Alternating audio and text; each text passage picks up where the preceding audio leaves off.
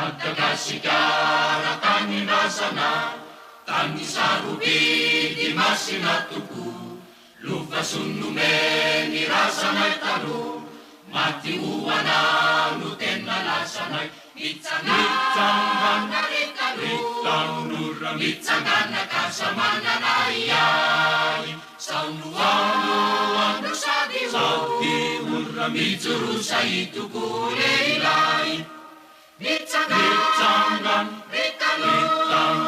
mitsangan nakasama nanayay, saunuan sa diwur, mitsuru sa itukulelay.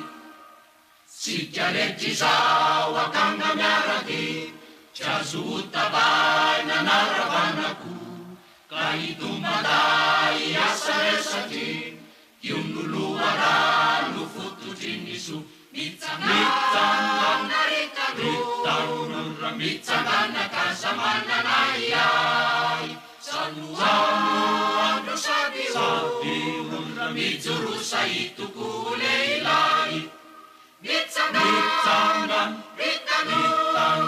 mitsangan nakasama nanayay, saunuan sa diwur, mitsuru sa itukulelay. Malagasyo anay pangkati, upiralay beniray tapu, ni pangkalataw isanati, teniray tuko ni say na sinifu, mitsangan narikalu, mitsangan nakasama nanayay, saunuan sa diwur, mitsuru sa itukulelay. Mitsangan, mitsangan nakasama nanayay, saunuan sa diwur, mitsuru sa itukulelay.